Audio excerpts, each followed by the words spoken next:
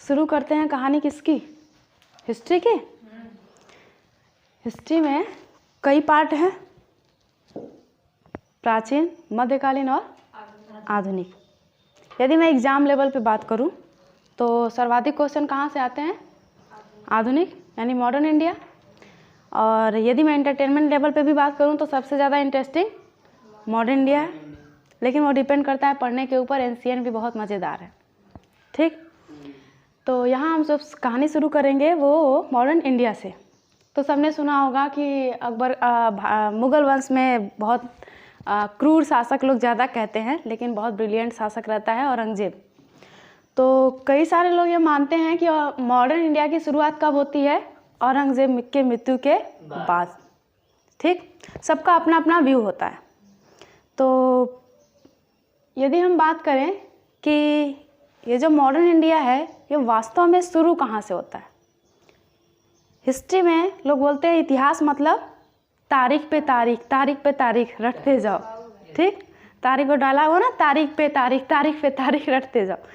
तो यदि हम फेज को देखें, स्टेज को या अलग अलग समय को, एक समय ऐसा था जब लोगों का दृष्टिकोण बहुत सीमित था, या यूँ कह लो इतिहासकार तारीख को ही सब कुछ मानते थे। कौन राजा कब बना, कब उसकी शादी हुई, कब उसका विवाह हुआ, विवाह शादी हुई, और कब उसके बच्चे हुए, और उसमें से कौन राजा बनेगा, कब उसकी मृत्यु हुई, यही सारी कहानी। और समाज में क्या हो रहा है, बाकी सब लोग एकदम कटे हुए हैं, बिल्कुल कटे हुए हैं। लेकिन फिर एक फेज ऐसा आएगा जब इतिहास में घटनाएं और परिवर्तन मायने रखने लगेंगे। जैसे फॉर एग्जांपल कभी कभी हमारे मन में भी कई सारे सवाल आते हैं कि जैसे छोटी सी चीज़ को हम लेते हैं, मार्कर प्लास्टिक का बना है, और यहाँ हम आज प्लास्टिक पॉल्यूशन से इतना ज़्यादा त्रस्त हैं कि एकदम किसी तरह से छुटकारा मिल जाए। सरकार हर तरह से पाबंदी लगा रही, लेकिन ये बंद नहीं हो सकता, क्योंकि आपके हेयर पिन से लेके आपके खाने के प्लेट तक सब कुछ किसका रोल है, प्लास्टिक का। आपके लिखने तक के इससे लेके सब कुछ, एवरीथिंग आपके देखेंगे, आपके लाइफ का कोई ऐसा पार्ट नहीं होगा जिसमें प्लास्टिक का रोल नहीं होगा। आप जो कपड़े पहने उसमें शर्ट में बटन भी प्लास्टिक का, कुछ भी ऐसा नहीं है जो प्लास्टिक से दूर है। यानी कि ये क्रांतिकारी परिवर्तन है जो मनुष्य के जीवन को बहुत बड़े लेवल पे प्रभावित कर रहा है। तो कभी कभी सवाल आता है कि ये प्लास्टिक का ईजाद किया किसने, काश नहीं किया होता। या यूँ कह लो कि बहुत अच्छी चीज़ है कि फुल्की का जो पानी होता है वो घर तक लाने के लिए प्लास्टिक चाहिए, है कि नहीं। बहुत छोटी सी चीज़, हमारी फेवरेट चीज़ है फुल्की, बहुत ज़्यादा पसंद है, इंडियन फूड है ये। तो इसमें भी प्लास्टिक का रोल है। तो कहीं ना कहीं हम इससे बहुत ज़्यादा हमको लाभ भी मिलता है और बहुत ज़्यादा हानि भी होता है। यदि हम हानि को हटा लें, वैसे हर एक चीज़ का सकारात्मक और नकारात्मक पक्ष होता है। तो यदि हम नकारात्मक को देखें तो मनुष्य को भी पृथ्वी पे नहीं होना चाहिए, ग्लोबल वार्मिंग का सबसे बड़ा कारण है। लेकिन यदि हम मनुष्य को ना देखें तो इस पृथ्वी का अस्तित्व भी नहीं है। क्या रहेगा, वल्केनो इरप्शन, अर्थक्वेक, कौन पता करने वाला है कि कौन सी गैस निकलती है, कौन ग्लोबल वार्मिंग का कारण बनेगा, किसके लिए ये सब करें, कोई वैल्यू नहीं है। तो हम यहाँ पे देखेंगे सकारात्मक पक्ष को। तो प्लास्टिक एक ऐसा चीज़ है जो हमारे जीवन को बहुत बड़े, यूँ कह लो आपकी कोई ऐसा क्षेत्र ही नहीं है जो प्लास्टिक से बचा है या छूता रहा। तो वैसे ही हमारे माइंड में आता है कि लोहा, यदि लोहा ना हो तो रेलवे नहीं, गंगा नदी पे पुल नहीं, आपका ये सिलाब वाला घर नहीं, आपकी जो सब्जी वाली कढ़ाई है वो नहीं। यानी कि ये भी क्या है, एक क्रांतिकारी परिवर्तन है। ट्रैक्टर नहीं, बड़े बड़े औजार हथियार नहीं, बड़ी बड़ी मशीनरी नहीं, इंडस्ट्रियलाइजेशन नहीं, औद्योगिकरण भी नहीं होगा। तो ये लोहा कब आया, लोगों ने इसका प्रयोग करना कब सीखा। तो ये ऐसी घटनाएं हैं जिसकी आप एक कोई तिथि डिसाइड नहीं कर सकते। ये एक समय होता है, 10 साल, 20 साल, 30 साल, 50 साल, 60 साल, जिसमें ये परिवर्तन आपको दिखाई देता है, तब आप उसको काउंट करते हो। तो धीरे धीरे इतिहास क्या हुआ, तारीखों से घटनाओं की तरफ शिफ्ट होने लगा। हमने चाय पीना कब शुरू किया, एकाएक तो सुबह उठ के चाय पीने नहीं लगे, धीरे धीरे शुरू हुआ। सही है ना, ये सारी घटनाएं क्रम बाई क्रम होंगी। अब एकाएक तो रेलवे बन नहीं गया, यहाँ से दिल्ली से वाराणसी आना बहुत कम समय में हम लोग ट्रैवल कर लेंगे। एकाएक तो स्टीमर बन नहीं गया, कि हम यूरोप से चले आएँ डायरेक्ट यहाँ पे पहुँच जाएँ, कोई रोल नहीं। तो जो ये परिवर्तन होता है वो धीरे धीरे होता है, और ये वो परिवर्तन है जो आपके क्षेत्र को बहुत बड़े पैमाने पर आपके छोटे से जीवन यानी दिनचर्या से लेकर आपके विकास तक की कहानी को प्रभावित करता है।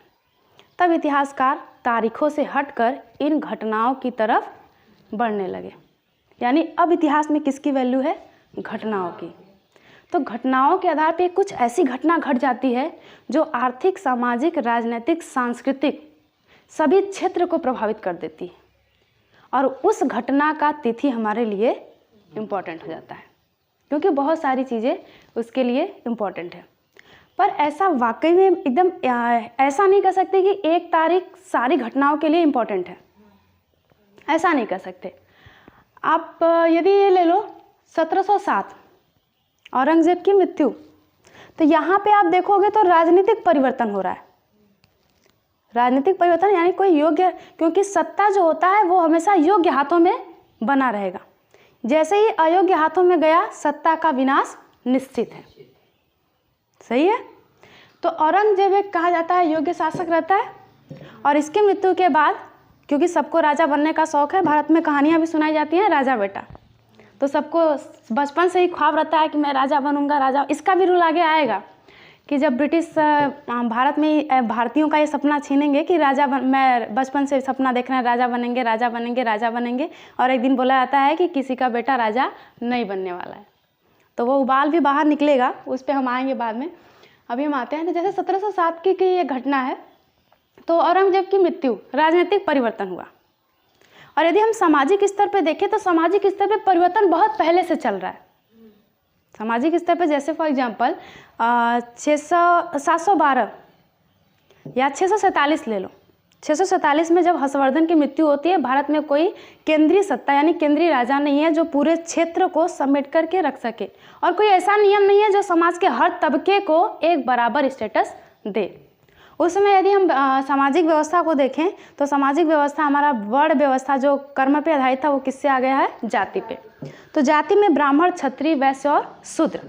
तो यदि आप मॉडर्न इंडिया आप पढ़ेंगे, मेडिवल इंडिया आप पढ़ेंगे, तो मेडिवल में आप देखेंगे कि ब्राह्मण, क्षत्रिय, वैश्य, शूद्र में इस श्रेणी में ब्राह्मणों ने एक अपना सम्मान बनाने के लिए एक विचारधारा फैला दिया कि हर एक व्यक्ति का पुनर्जन्म होगा, और पुनर्जन्म डिपेंड करता है अच्छे और बुरे कर्म पे। तो जब तुमने शूद्र जाति में जन्म लिया, इसका मतलब तुमने बुरा कर्म किया है, तो समाज में तुम सबसे निचले तबके के हो। और यदि मैंने ब्राह्मण में जन्म लिया, इसका मतलब मैंने पहले अच्छा कर्म किया था। तो उन्होंने ये आपको समझा दिया कि तुम लोग जन्म से ही असमान हो, तो कोई सवाल ही नहीं उठता कि सभी लोग समान रहें। और यहाँ तक कि आप थोड़ा पढ़ेंगे, अध्ययन करेंगे, तो इसमें आप पाएंगे कि जब कोई जाति धीरे धीरे स्ट्रगल करते करते संपन्न होती थी, तो वो चाहती थी कि हम शूद्र से उठ के किस में आ जाएं? वैश्य में आ जाएं। थोड़ा सा और संपन्न तो वैश्य से उठ के किस में आ जाएं? क्षत्रिय में आ जाएं। थोड़ा सा और संपन्न तो किस में आ जाएं? ब्राह्मण।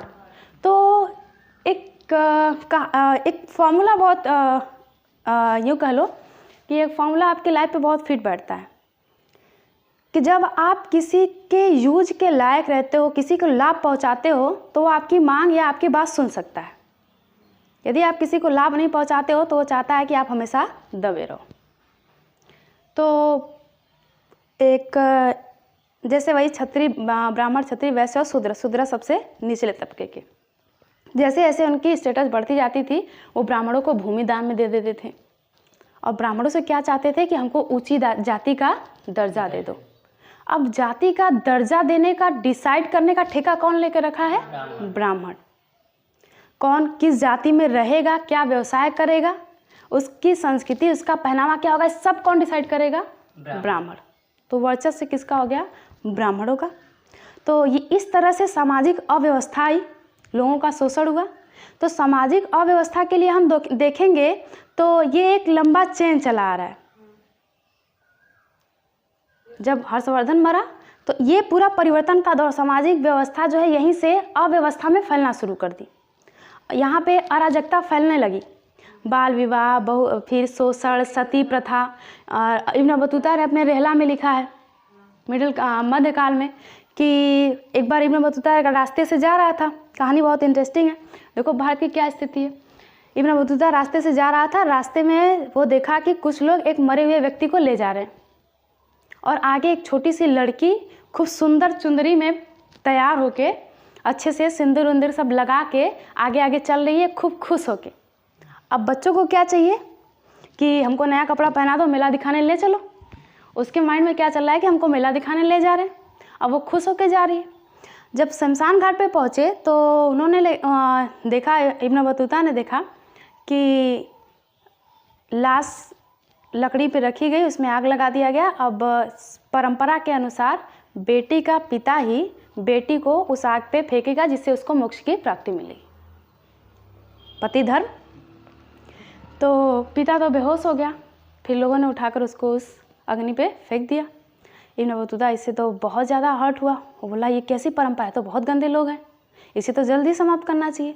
तो ये सूचना लेके गए मोहम्मद बिन तुगलक के लिए। तो मोहम्मद बिन तुगलक से कहते हैं ऐसा है कि इस परंपरा को हटाओ आप। तो मोहम्मद बिन तुगलक कहता है क्या बात करते हो, पूरा समाज इसको मानता है, यदि मैं जनता को नाखुश करूँगा तो मेरी सत्ता गई। तो उसने क्या किया, परंपरा को तो नहीं हटाया, लेकिन ये फरमान जारी कर दिया कि अब कोई यदि ऐसा कार्य करेगा तो बिना मेरी अनुमति के नहीं करेगा। तो भारत में आप देख रहे हैं व्यवस्था कैसी है, ये सामाजिक स्थिति है। तो सारी घटनाओं के लिए एक ही तिथि इम्पोर्टेंट नहीं होती है, लेकिन कुछ तिथि होती हैं ऐसी जो बहुत बड़े पैमाने पर उस वातावरण को प्रभावित करती हैं। इसलिए कुछ तिथियां हमने यहाँ पे इंक्लूड किया है जो आपको आना ही चाहिए, ये आपके लिए मोस्ट इम्पॉर्टेंट है। ठीक, तो शुरू करते हैं मॉडर्न इंडिया की। तो मॉडर्न इंडिया आप कहाँ से मानते हैं, औरंगजेब की मृत्यु के बाद 1707 से। यदि हम जेम्स मिल की बात करें तो उन्होंने एक पुस्तक लिखी थी, a history of British India. A history of British India यानी इंडिया नहीं, ब्रिटिश इंडिया। ये लिखते हैं 19वीं शताब्दी के आसपास, मतलब 1817 के आसपास ये लिखते हैं। तो इसमें उन्होंने लिखा था कि यदि हम भारतीय इतिहास को डिवाइड करेंगे तो हिंदू, मुस्लिम और अंग्रेज 3 काल है, यानी प्राचीन काल में हिंदू राजा, मध्यकाल में मुस्लिम राजा और आधुनिक काल में ब्रिटिश यानी ईसाई। 3 धर्म के आधार पर उन्होंने डिवाइड कर दिया। और उन्होंने बताया धर्म के आधार पर कि तुम्हारा धर्म इतना, क्योंकि आपके समाज में इतनी कुरीतियाँ हैं, आप बता रहे हो कि मेरा धर्म है, तो उसने कहा कि तुम्हारा धर्म बहुत गंदा है, हम तुमको श्रेष्ठ बनाएंगे। तुम्हारा विकास तभी होगा जब अंग्रेज इस देश पे राज करेंगे, नहीं तो कोई दुनिया का कोई ताकत आपका विकास नहीं कर सकता। और कहीं ना कहीं देखा जाए तो सही भी है, क्योंकि उस समय ब्रिटेन में समानता थी, महिला और पुरुष समान थे, इस तरह की कोई कुरीतियाँ नहीं थी। खैर, तो ये डेट आप मानते हैं 1707 जो परिवर्तन का काल रहता है। तो अब एक सत्ता आपने देखा हिंदू, एक काल आपने देखा मुस्लिम और एक काल आपने देखा ब्रिटिश। अब ये ब्रिटिश कब आए, क्यों आए, कब आए, क्यों आए और कैसे उन्होंने भारत के इतने बड़े साम्राज्य पे, भारत में इतना बड़ा साम्राज्य बनाया। कहीं ना कहीं हमारे अंदर कमी रही होगी तभी वो उसका लाभ उठाए। तो ये ब्रिटिश कहाँ से आए, यहाँ से, और क्यों आए, एक क्वेश्चन ये भी है, क्यों आए, ये भी क्वेश्चन है। तो यदि हम देखें क्यों आए तो होता क्या है कि भारत सोने की चिड़िया कहा जाता है, क्योंकि ये संसाधनों से बहुत संपन्न है। हर प्रकार का मौसम मिलता है, हर प्रकार की वनस्पतियाँ मिलती हैं, कई प्रकार की मिट्टियाँ मिलती हैं, ठीक, और संस्कृति से तो संपन्न ही है हम लोग। तो ये भी हम संसाधन की बात करते हैं।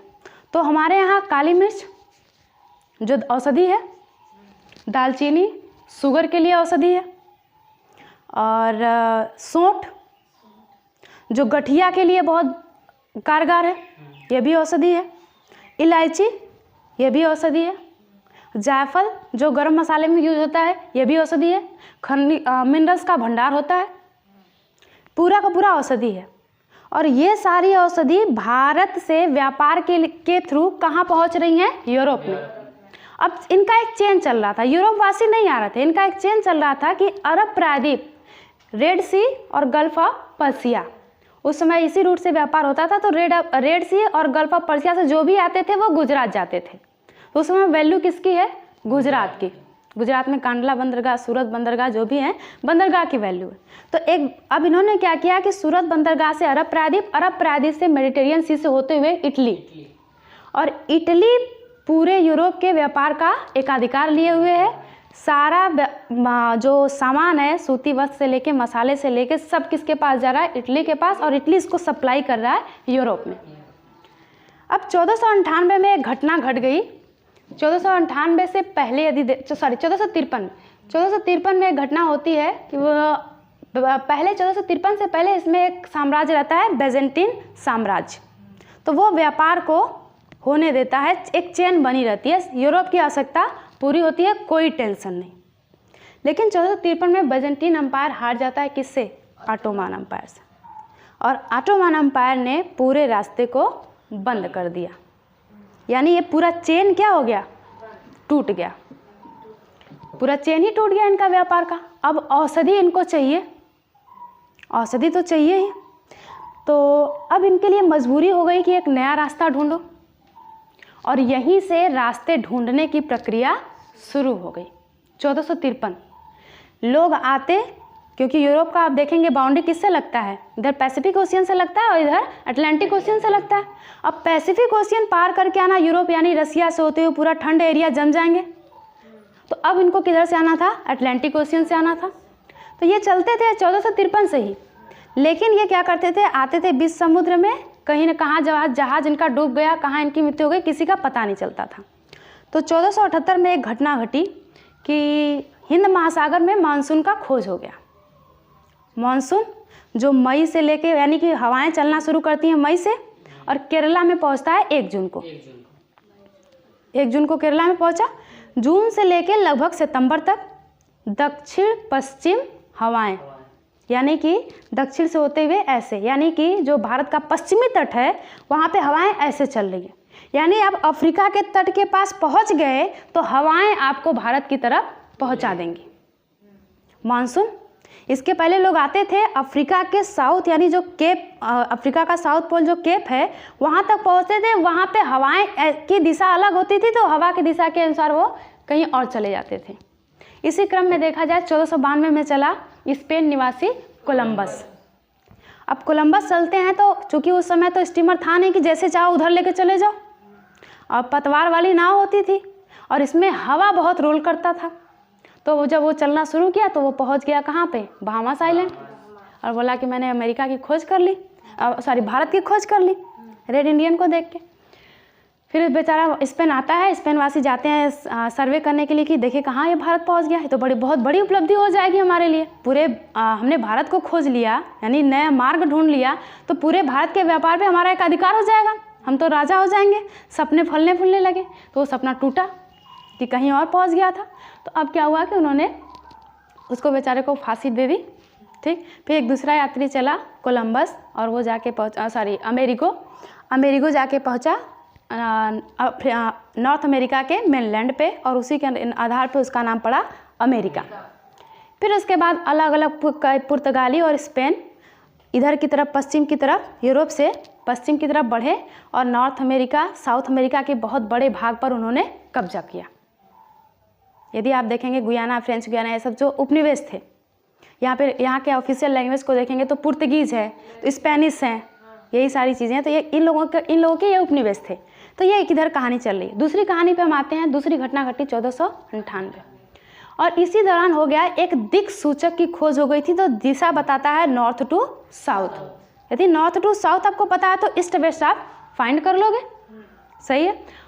इंस्ट्रूमेंट का नाम था कुतुबनुमा, हिंदी में कहते हैं।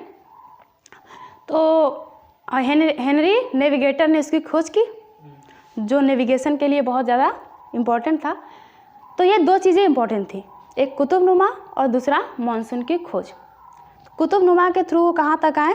साउथ की तरफ आए, और जब अफ्रीका के तट पे पहुँचे, और आप गौर करेंगे कि वास्को डी गामा आता है 17 मई 1498, मतलब कि उस समय मानसूनी हवाएं चल रही हैं। अब मानसूनी हवाएं, अब चूंकि अफ्रीका के तट पे पहुंचता है तो यहाँ इसको एक गुजरात का व्यापारी मिल जाता है, अब्दुल मानिक। अब इसके पीछे पीछे मानसूनी हवाएं, नाव चलाने में बहुत आसानी थी, और उनके पीछे पीछे कहाँ पहुँच गए? केरल के कालीकट। अब मानसून पहले केरल में आएगा ना, तो पहले कहाँ पहुँचेंगे? केरल पहुँचेंगे। तो जब वो केरल पहुँचे तो हीरे जवाहरात उनके पास। अब राजा को क्या चाहिए? हीरे जवाहरात। राजा देख के एकदम फूले नहीं समाया, एकदम खुश, बहुत स्वागत किया इनका, बहुत स्वागत किया। राजा केरल का राजा उस समय था जमोरिन, 1498। उस समय भारत में क्या चल रहा है? दिल्ली सल्तनत, सही है। और दिल्ली सल्तनत में अभी साउथ में इस भाग पे किसी का अधिकार नहीं हुआ है, छोटे छोटे राजा हैं। तो राजा बहुत खुश हो गया, बहुत स्वागत किया, सोने चांदी लिया, और बदले में वास्को डी गामा यहाँ से मसाले ले गए और दुगना लाभ कमाया, खूब लाभ कमाया। अब बिल्ली के मुँह दूध लग गई। अब फिर वो आया, फिर आएगा। अब वो कंपनी बना के आएगा, क्योंकि अकेले आना बहुत ज़्यादा क्रिटिकल होता है, क्योंकि लगभग सालों लग जाते हैं, आने में सालों लग जाते हैं। पता नहीं कितने लोग उसी में जयराम हो जाते हैं ऊपर। अब इसलिए इनकी मजबूरी थी कि वो क्या बनाएं? कंपनी, क्योंकि नाव चलाने के लिए उतना पूरा खर्च लगाना पड़ेगा, और हमारे पास उतना खर्च नहीं है, अकेले आदमी के पास उतना खर्च नहीं है। तो ग्रुप बना के सभी लोग क्या करेंगे? अपने शेयर से कंपनी बनाएंगे। तब किसकी ज़रूरत पड़ी? कंपनी की। फिर उन्होंने कंपनी बनाया, कंपनी के थ्रू व्यापार करना शुरू कर दिया। तो एक नए रास्ते की खोज हुई जिसका नाम था केप ऑफ गुड होप, और पहली बार कौन पहुंचा? Vasco D gamma. ठीक। अब इसने दुगना तिगुना लाभ कमाया, यानी कि दवाएं पहुंच गई यूरोप, नीड्स पूरे हो गए, यूरोप में सप्लाई फिर से होने लगा। अब ये हाहाकार मच गया कि ये आया कहाँ से? पता चला पुर्तगाल से, पता चला कि ये बहुत संपन्न हो रहे हैं। फिर क्या किया? अलग अलग देशों ने, फ्रेंच, डच, अंग्रेज, सब ने पुर्तगाली जहाज़ के पीछे अपने लुटेरे लगा दिए, जाओ रास्ते की खोज करो। तब रास्ते की खोज हुई। ब्रिटेन की महारानी तो एक बार पुर्तगाल का जहाज़ ही लुटवा दी कि ये कर क्या रहे हैं, इतने अमीर हो कैसे रहे हैं। तो देखा तो सोची कि सोना चांदी क्या ला रहा है यहाँ से, कहाँ से ला रहा है। तो पता चला कि ये तो मसाले जो इंडिया से आते हैं वही है। तब उसने क्या किया कि जो जितने भी इंडस्ट्रियलिस्ट थे वहाँ पे, जो कंपनी इस्टेब्लिश करना चाहते थे, उनकी मीटिंग बुलाई। और उसके बाद उसमें मैक्सिमम तो देखा जाए तो जो जिनके पास पैसे होंगे वही तो इन्वेस्ट करेंगे। फिर उन्होंने क्या किया? समुद्री लुटेरों का एक ग्रुप बनाया जो समुद्र में का रास्ता अच्छे से जानते हैं। एक कंपनी बनाई, कंपनी के थ्रू कहाँ भेज दिया उनको? भारत में। अब पुर्तगाल के पीछे पीछे कई लोग आए। पुर्तगाल 1498, डच 1602, ईस्ट इंडिया कंपनी जिसका गठन हो गया 31 दिसंबर सन 1600 एलिजाबेथ के चार्टर मतलब इजाज़तनामा। उन्होंने एक कंपनी को इजाज़त, केवल एक कंपनी, ब्रिटेन की कोई और कंपनी व्यापार नहीं करेगी, केवल एक कंपनी व्यापार करेगी, ईस्ट इंडिया कंपनी। एक कंपनी को चार्टर इजाज़तनामा दे दिया कि जाओ व्यापार करो, मुनाफे में मेरा भी कुछ हिस्सा होगा। तो व्यापार करने आई पुर्तगीज, डच, अंग्रेज 1608। यदि आप भारत की स्थिति देखो, 1600 में मुगल वंश में अकबर का शासन, 1605 में अकबर की मृत्यु, आएगा कौन? जहांगीर। तो 1608 में जहांगीर के साथ 1605 में अकबर की मृत्यु, 1602 में डच ईस्ट इंडिया कंपनी, 1608 में कैप्टन हॉकिंग्स किसके दरबार में? जहांगीर के दरबार में। अब जहांगीर के दरबार में आते हैं तो इनको पता, इनकी राजभाषा क्या है मुगलों की? फारसी। अब ये फारसी सीख लिया बंदा, और फारसी में जो इनको बहुत, राजा क्या चाहे? खुश, राजा की भलाई, ये चीज़ वो चीज़, बहुत कई सारी चीज़ें इन्होंने इससे डिस्कस की, काफ़ी नॉलेज था इनके पास। तो डिस्कस करने के बाद जहांगीर बिल्कुल खुश, तो इनको दे दिया 500 मनसब, 500 मनसब का मालिक बना दिया। अब बताओ, तुम अपना क्षेत्र इसको दे दिए। अब यहाँ से पहले ये आया तो वही सिजदा और पायदोस जिनका चल रहा था राजा के दरबार में, मतलब सलाम, मतलब राजा किसी तरह उपकार कर दे, बस व्यापार करने दे, बस व्यापार करने दे। और राजा खुश करके फिर व्यापार करना शुरू कर दिए। 1613 में अब राजा जी थोड़ा सा ज़मीन दे दीजिए, सामान इकट्ठा करना है, फैक्ट्री बनानी है। अब हमेशा आना जाना उतना दूर का रास्ता है, प्रॉब्लम होती है, और राजा जी खुश हैं ही, तो अनुमति दिए। एक कंपनी लगी मसूलीपट्टनम में जो अस्थायी थी, पूर्णतः स्थायी नहीं थी, और पहली स्थायी कंपनी लगती है सूरत में 1615 में। यहाँ से इनका शुरू हुआ कंपनी इस्टेब्लिश करने की। व्यापार सबका फैल रहा है। अब फिर उसके बाद अगला स्टेप 1664 में कौन आ गया? French east India company. चारों कंपनियाँ आ गई। 1498 में पुर्तगीज ईस्ट इंडिया कंपनी, उसके बाद मतलब वास्को डी गामा के जस्ट बाद 1502 के आसपास 1600 में ईस्ट इंडिया कंपनी, 1608 में आती है, 1602 में डच ईस्ट इंडिया कंपनी, 1605 में अकबर अल्लाह को प्यारे, 1608 में ईस्ट इंडिया कंपनी जहांगीर, और 1613 में पहली फैक्ट्री, 1615 में सूरत में फैक्ट्री। सूरत उस समय व्यापार की दृष्टि से बहुत ज़्यादा एक बंदरगाह था, तो बहुत ज़्यादा इम्पोर्टेंट था। 1664 में फ्रेंच, चारों कंपनियां आ गई, व्यापार में कंपटीशन बढ़ गया। कंपटीशन बढ़ गया तो वस्तु के अब जो लाभ आप अकेले ले रहे थे, कोई कंपटीटर नहीं, तो जितने का मन खरीदे खरीदो, कोई खरीदने वाला तो है नहीं। आप जनता से बोले कोई खरीदने वाला नहीं, मजबूरी है मुझे बेचो कम दाम में, आप ले जाके दुगने तिगने में लाभ कमा रहे हो। अब यहाँ पे कंपटीटर आ गए। अब कंपटीटर आ गए तो इनका व्यापार में क्या होने लगा, घाटा होने लगा। अब ये लोग क्या चाहेंगे कि कैसे इनको हटाया जाए, कंपटीशन कैसे कम किया जाए। लेकिन किसी की दाल नहीं गल रही थी, क्योंकि 1658 में कौन आ चुका है, मुग़ल बादशाह औरंगजेब, जिसके आगे किसी की नहीं गलने वाली। तो अब औरंगजेब के शासनकाल तक जब किसी की काल नहीं, यहाँ तक कि शिवाजी को भी उसने कैद कर लिया, उनसे कर ली पुरंदर की संधि 1665। बेचारे शिवाजी भी परेशान है, सब परेशान है। उधर गोलकुंडा को जीत रहा है, उधर असम में जा रहा है, पूरा क्षेत्र को कब्जा कर रहा है अभी। और इसमें इतना ताकतवर राजा जो किसी की नहीं सुनता, जो किसी की नहीं सुनता, मस्जिद भी तोड़वा सकता है, मंदिर भी तोड़वा सकता है रेवेन्यू के लिए, लेकिन मंदिरों को दान भी देता है, ऐसा नहीं है। धार्मिक मामला नहीं था। अब यहाँ पे एक चीज़ बहुत जानना बहुत ज़रूरी है कि हम राजा को कैसे पहचानने लगते हैं, धर्म के आधार पे। जैसा धर्म वैसा विचार। लेकिन वास्तविकता ये होती है कि राजा मतलब उसके पास अर्थव्यवस्था और राजनीतिक शक्ति, और राजनीति तभी उसकी चलेगी जब उसके पास इकोनॉमी होगी। तो इकोनॉमी के लिए उसने क्या किया कि दक्कन में आंध्र प्रदेश के साइड गोलकुंडा में एक सूबेदार रहते हैं। सूबेदार से बोलता है टैक्स दो, तो सूबेदार कहते हैं कि ऐसा है कि साहब बहुत नुकसान हो रहा है, एकदम सूखा पड़ रहा है, रेवेन्यू ही नहीं निकल रहा है, मैं दूं क्या आपको। 10 साल से उन्होंने राजस्व नहीं दिया। औरंगजेब ने उसमें खुफिया विभाग लगा दिया। पता चला कि सारा कहाँ रखे हैं, मस्जिद में रखे, मस्जिद तोड़वा दिया। तो उसने मस्जिद तोड़वा दिया, लेकिन उसने कामाख्या मंदिर जो आसाम में है, जहाँ अम्बुबाची मेला होता है, शंकरदेव जो वहीं पे उन्होंने तो सतरिया डांस शुरू किया था, तो उसको उन्होंने औरंगजेब ने बहुत दान दिया। हिंदू मंदिर है। तो यदि आप केवल धर्म के आधार पर देखते हो तो बोलते हैं कि बहुत कट्टर इंसान था, लेकिन राजा के लिए वैल्यू क्या करता है, उसका सीमा सुरक्षित होना चाहिए, उसकी इकोनॉमी होनी चाहिए। तो इसलिए जो भी चीज़ें इसने की, इसने इकोनॉमी के लिए किया। इसने बहुत इसके बारे में आप पढ़ेंगे तो अच्छी पॉलिसी भी इसकी थी। खैर आएंगे इसके बारे में हम। तो अभी औरंगजेब जिंदा है तो कोई कुछ नहीं कर सकता, लेकिन लगभग 90 के दशक में 1690 के आसपास इन्होंने अंग्रेज़ों को फरमान दे दिया। फरमान मतलब व्यापार करने के लिए शाही दस्तावेज, कि आप एक सीमा से दूसरी सीमा में जब व्यापार कर रहे हो, जितना मुगल का है तो उसमें आपको कोई भी टैक्स पे नहीं करना पड़ेगा। इतना तक छूट दिया उसने। अब औरंगजेब के सामने किसी की नहीं चली, इसलिए सभी लोग शांति से व्यापार कर रहे हैं। सारी प्रक्रियाएं चल रही है स्मूथली, सिस्टम चल रहा है। लेकिन 1707 में घटना हो गई, औरंगजेब की मृत्यु। अभी भी इन लोगों को कुछ नहीं पता है कि क्या हो रहा है। तो औरंगजेब के 3 बेटे, मोहम्मद मुअज्जम, आजिम और कामबख्श। अब ये लोग सत्ता के लिए लड़ने लगे, मैं राजा बनूंगा, मैं राजा बनूंगा, मैं राजा बनूंगा। आपस में युद्ध, जो श्रेष्ठ होगा वही राजा बनेगा। तो इसमें जीतता कौन है, मोहम्मद मुअज्जम। और राजा बनते हैं तो राजा का उपाधि भी होना चाहिए। तो उन्होंने क्या बोला, बहादुर शाह फर्स्ट, बहादुर शाह फर्स्ट। लेकिन राजपाट की कोई खबर नहीं, साहिब बेखबर इनको कहा गया। अगले उत्तराधिकारी आते हैं जहांदार शाह, उनको लंपट मूर्ख, फर्रुख सियर, घृणित कायर। फिर आते हैं 1719 में मोहम्मद शाह, रंगीला बादशाह।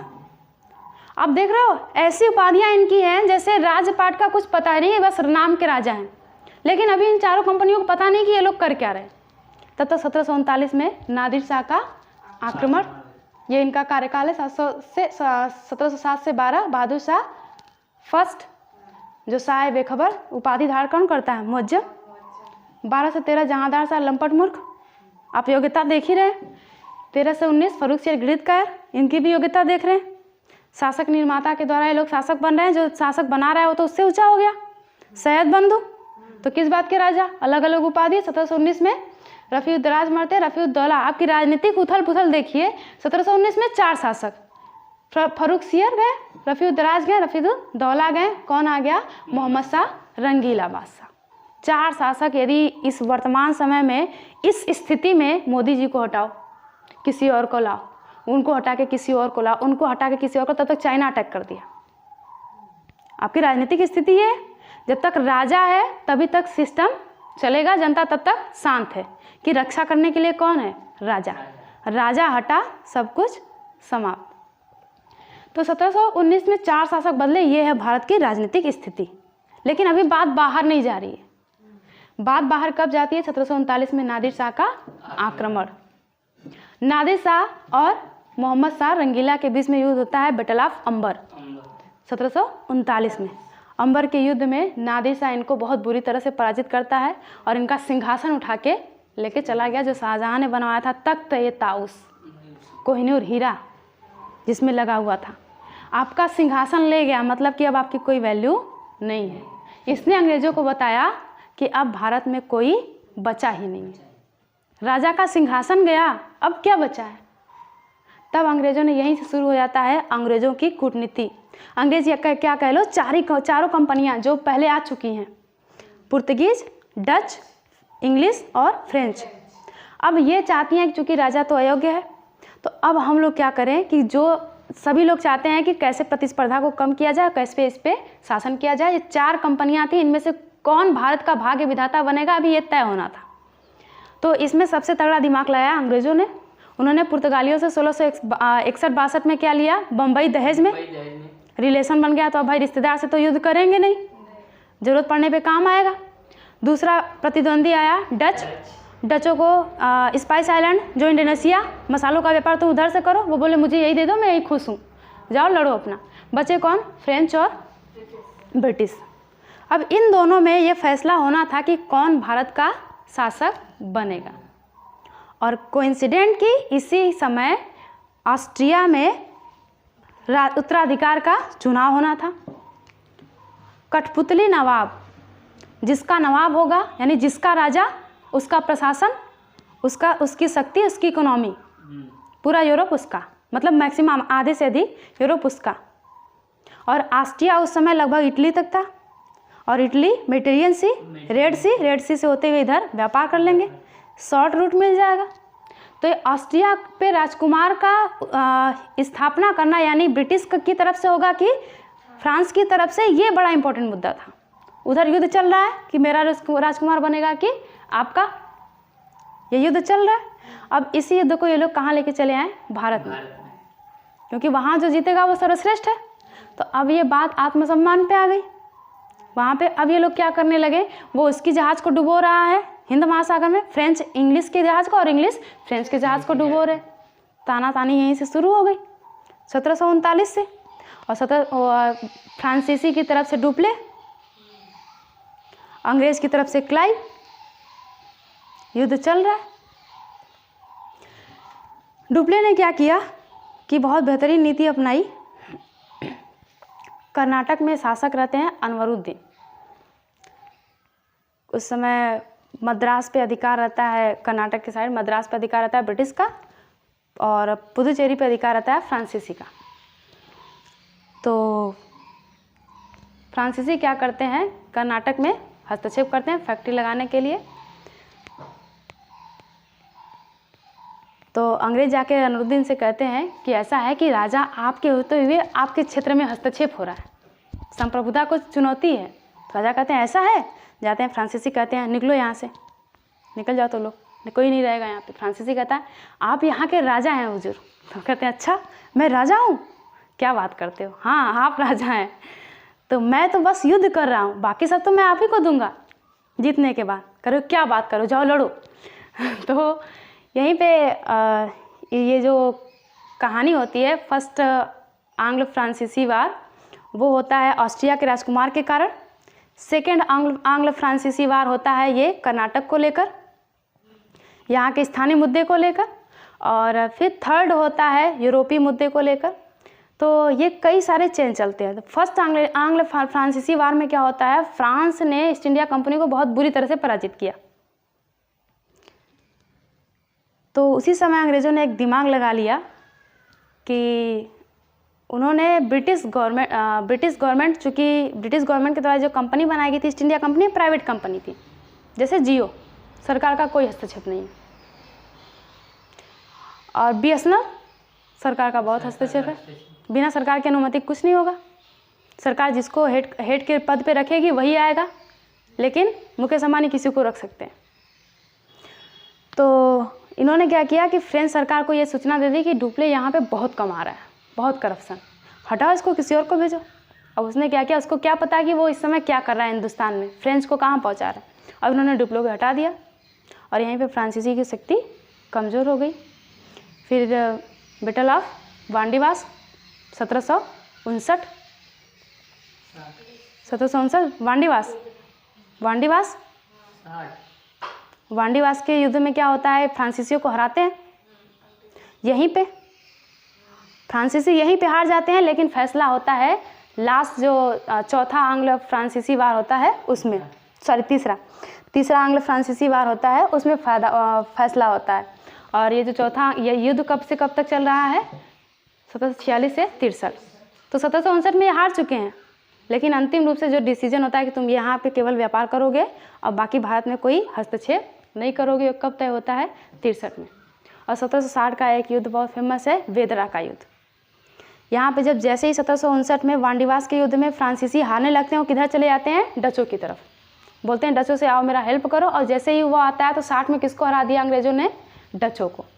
तो डच भी शांत हो गए, फ्रांसीसी भी शांत हो गए, पुर्तगाल से रिलेशन बन चुका है। अब भारत का भाग्य विधाता कौन हो गया, अंग्रेज। इनका कॉन्फिडेंस बढ़ाने का काम किया, इसी बीच में हो गया 1757 का प्लासी युद्ध। तो पहला क्या किया कि हम तो सर्वश्रेष्ठ हैं अंग्रेज। दूसरा, उन्होंने देखा कि जैसे ही मुगल सत्ता कमज़ोर हुई, बंगाल इधर स्वतंत्र हो रहा है, अवध उधर स्वतंत्र हो रहा है, और हैदराबाद इधर हो रहा है, मराठा उधर हो रहे हैं, सिख उधर हो रहा है, अलग अलग क्षेत्र में अलग अलग राजा। राजनीतिक परिवर्तन, आर्थिक परिवर्तन, सामाजिक परिवर्तन, सब जुड़ा हुआ है, हर तरह के परिवर्तन चल रहे। अब उन्होंने इसी में लाभ उठाया। अब इधर ये लोग क्या कर रहे हैं कि व्यापार करने के लिए, अपनी कंपनी को सुरक्षा देने के लिए उसका घेराबंदी कर रहे हैं, जिसको आप नाम देते हैं किलेबंदी। तो किलेबंदी करने लगे। अब ये कहाँ गए, बंगाल में। बंगाल में कहाँ पे, कासिम बाज़ार। कासिम बाज़ार में जाते हैं, उनकी जो फैक्ट्री रहती है उसकी किलेबंदी करते हैं। और उस समय 1722 के आसपास मुर्शिद कुली खां, जिन्होंने बंगाल को आज़ाद करवाया, लेकिन वो मुग़ल को अपना श्रेष्ठ मानते थे, उनके उत्तराधिकारी अलीवर्दी खां। और 1756 में उसकी मृत्यु हो गई, उनके उत्तराधिकारी सिराजुद्दौला। तो सिराजुद्दौला को पता चला कि आपके क्षेत्र में किलेबंदी हो रही, तो वो बोले कि हमारे संप्रभुता को ठेस, राजा हम, बिना हमारी अनुमति के आप ऐसे कैसे कर सकते हो। और इधर इन लोगों के ऊपर शौक चढ़ा हुआ है कि हम लोग तो विश्व विजेता बनने वाले, भारत में, भारत के भाग्य का विधाता। तो इन लोगों ने क्या किया, वहाँ से सिराजुद्दौला ने इनको कासिम बाज़ार से हटाया, तो ये लोग कहाँ चले गए, कलकत्ता। अब कलकत्ता में फिर गया, वहाँ से हटाया, वही 146 लोगों को एक छोटी सी कोठरी में बंद कर दिया, और उसमें से लगभग 123 लोग मारे गए, 23 बचे। तो अंग्रेज़ों ने अफवाह क्या फैला दी कि इतनी निर्दयी राजा है, जनता में उसकी खूब प्रसिद्धि आ गई, ये तो बड़ा निर्दयी राजा है, इतना कौन करता है, मानवता की हत्या है ये। राजा की फेम प्रसिद्धि क्या हो गई, गिर गई।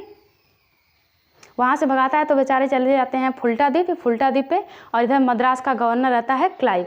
अब क्लाइव को पहले से पता है कि करना क्या है, उन्होंने किसको बुला लिया, क्लाइव को। और फिर जब क्लाइव आता है तो ये होता है प्लासी का युद्ध, 1757, बैटल ऑफ प्लासी। और बैटल ऑफ प्लासी में क्या करता है कि सबको मालूम, उनको मालूम पता रहता है कि भारत में सब केवल क्या बनना चाहता है, राजा। राजनीतिक आर्थिक शक्ति रहे या न रहे, लेकिन राजा सबको बनना है। तो उन्होंने पूछा कि अच्छा बंगाल में कौन कौन राजा बनेगा। तो मीर जाफ़र बोले हम बनेंगे, मीर कासिम बोले हम बनेंगे, घसीटी बेगम बोल रही हैं कि हम बनेंगे। तो बोले ठीक है सब बनना, लेकिन जैसा मैं कह रहा हूँ वैसा करो। युद्ध में किसका साथ देना है, लड़ना किसकी तरफ से है, सिराजुद्दौला। युद्ध में किसकी तरफ से रहोगे, सिराजुद्दौला, लेकिन साथ किसका देना है, अंग्रेज। युद्ध के मैदान में सिराजुद्दौला को ललकारते हैं, बोलते हैं कि राजा आपके, मीर जाफ़र सब उनको उत्साहित करते हैं कि राजा आपके पास तो बहुत सैनिक है। ऑब्वियस में था भी। और राजा क्रोध में आते हैं, अपनी शक्ति को दिखाने के लिए युद्ध की घोषणा होती है। युद्ध में मीर जाफ़र सबसे बड़ी सैनिक टुकड़ी का नेतृत्व कर रहा होता है और उसने क्या किया, युद्ध में भाग ही नहीं लिया और फिर कह दिया, सिराजुद्दौला से कह दिया ऐसा है कि बहुत खतरा है, ये तो सेना युद्ध ही नहीं करे, आप यहाँ से निकलिए, मैं संभाल लूँगा। और जैसे ही राजा हटा मैदान से, सेना ने अपने हथियार डाल दिया, क्योंकि बिना राजा का युद्ध नहीं। जब राजा ही नहीं है तो लड़ेगा कौन? शतरंज में राजा खत्म, शतरंज का खेल खत्म। राजा का जैसे ही ये सूचना सैनिकों के पास पहुंची, सबने हथियार डाल दिए और अंग्रेज जीत गए और सिराजुद्दौला भागते हुए मारे गए। लेकिन अंग्रेज अभी भी उनका उद्देश्य है कि हम व्यापार करेंगे, मीर जाफ़र मीर कासिम कोई भी बने, हम व्यापार करेंगे, बस व्यापार करने थे। तो उन्होंने किसको नवाब बना दिया? मीर जाफ़र को। मीर जाफ़र नवाब बन गया। 1757 में बनता है। 4 साल खूब बोरे में भर भर के धन देता है। और जैसे ही धन में कमी किया, राजकोष में पैसे कम आने लगे, तो उसने धन देने से आनाकानी करना शुरू कर दिया। धन देने से आनाकानी करना शुरू कर दिया तो ब्रिटिश ने उसको हटा के मीर कासिम को रख दिया, क्योंकि मीर कासिम को भी राजा बनना था। मीर कासिम खुश होकर खूब दान दिए। फिर बाद में उनको भी पता चला कि ये तो राजकोष ही खाली हो गया। अब बेचारे मुर्शिदाबाद से कहाँ भाग गए? मुंगेर। वहाँ पे फैक्ट्री लगाते हैं, बम बनाने का कारखाना। अब बोलता है ब्रिटिश किसके लिए लगा रहे हो? बोल रहे हैं कि सुरक्षा को बहुत खतरा है। किससे खतरा है? अब कैसे कहें, आप ही से है। तो कहें ऐसा है कि बहुत सारे क्षेत्र उदय हो रहे हैं। तो फिर वो वहाँ से उनको हटाता है, वो चले जाते हैं अवध और मुगल के पास। संयुक्त सेना का गठन करते हैं और ब्रिटिश और इधर संयुक्त सेना में अवध का नवाब शुजाउद्दौला और मुगल बादशाह शाह आलम द्वितीय और रिटायर्ड अधिकारी कौन है? मीर कासिम एक तरफ, अंग्रेज एक तरफ। और इन दोनों लोगों के बीच में होता है बैटल ऑफ बक्सर। 1700 कहाँ आगे हम लोग? 1764। और बैटल ऑफ बक्सर में ये तीनों लोगों को पराजित करता है। अब तो कॉन्फिडेंस का लेवल हाई। और मुगल बादशाह को मजबूर करके इलाहाबाद की संधि करके क्या लेता है? बंगाल, बिहार, उड़ीसा। अब यहाँ का राजस्व अधिकारी कौन हो गया? ब्रिटिश। सबसे बड़ा मैटर क्या करता है? राजस्व। राजस्व है, आपके पास पैसा है तो राजनीतिक पावर, सामाजिक शक्ति सब आपके पास है। तो 1765 में इलाहाबाद की संधि, अवध के नवाब को भी कठपुतली बना दिया, मुगल बादशाह को भी लगभग समझ लो कठपुतली ही है, उसके दया पर निर्भर है। और इधर मुर्शिद कुली खां तो बेचारे कुछ हुआ ही नहीं उनका। ये संधि कौन करता है? क्लाइव। बंगाल, बिहार, उड़ीसा किसके हाथों में? अंग्रेज़ों के हाथ में। अब रेवेन्यू जब लेना पड़ा तो अब इसमें प्रॉब्लम आने लगी, तो अब उनको ज़रूरत पड़ी कि हम अपना राजनीतिक क्षेत्र स्थापित करें। अब यहाँ पे वो कठपुतली नवाब नहीं रखें, रॉबर्ट क्लाइव ने खुद को नवाब घोषित कर दिया, खुद को वहाँ का गवर्नर बनाया। मतलब अब उस क्षेत्र का नवाब कौन है? क्लाइव। अब यहीं से ब्रिटिश कंपनी वहाँ पे अपना नींव डाल ली। अब उन्होंने क्या किया? अपना क्षेत्र, अब उन्होंने अपना क्षेत्र विस्तार करना शुरू किया कि अब भारत में कुछ नहीं है। इसी समय फ्रेंच रिवॉल्यूशन शुरू होगा। इसी के आसपास 1789 के आसपास फ्रेंच रिवॉल्यूशन शुरू होगा।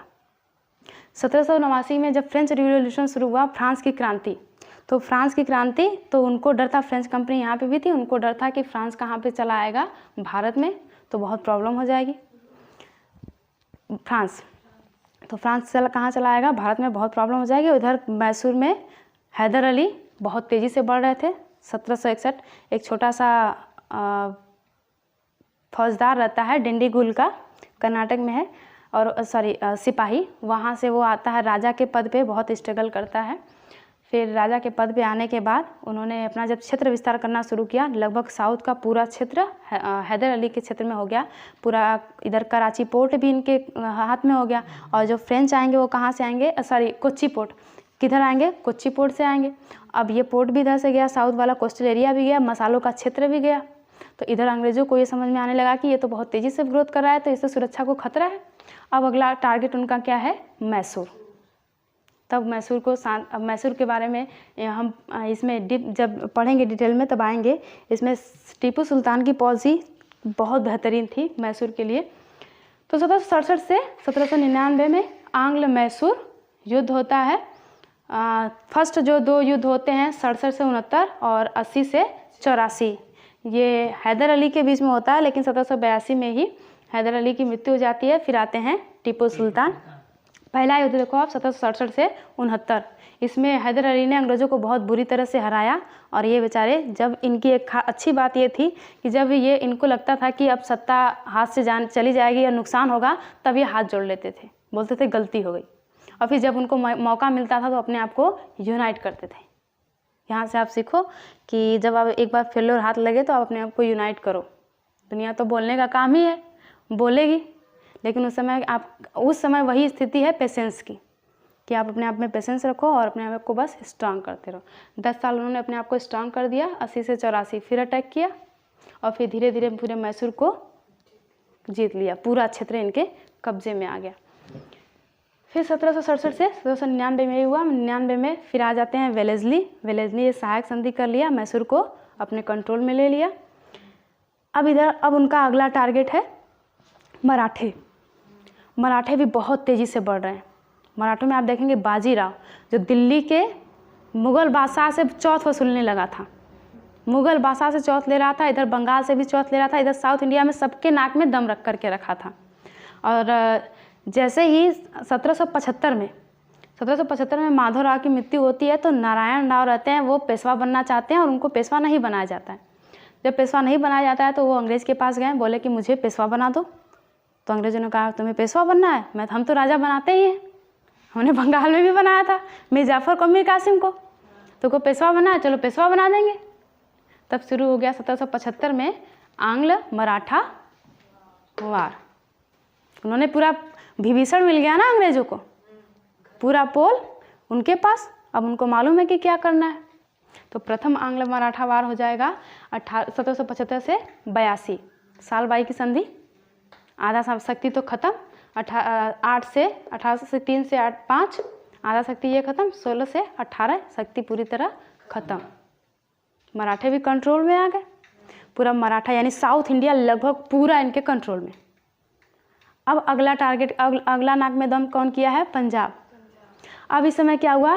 रशियन रिवॉल्यूशन, रसिया में उथल पुथल।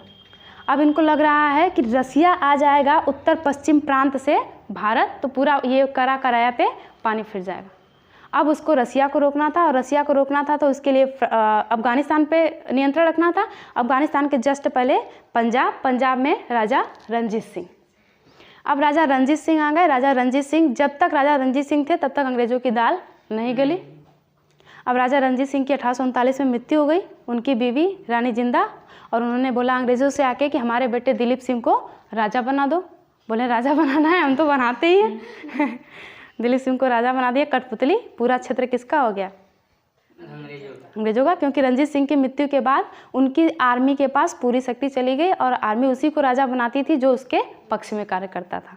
इसलिए रानी जिंदा आ गई अंग्रेजों के पास कि दिलीप सिंह को राजा बना दो, और उन्होंने बना दिया और पूरा क्षेत्र इधर हो गया। तो इधर फिर आंग्ल पंजाब युद्ध होगा, जिसको आंग्ल सिख युद्ध के नाम से फेमस है। आंग्ल सिख होगा और 1848 में पंजाब भी अंग्रेज़ों के कंट्रोल में पूरा का पूरा। और बचा है दिल्ली का नाम मात्र का मुग़ल बादशाह, जो कब आ जाएंगे? 1857। बहादुर शाह जफ़र चले जाएंगे रंगून।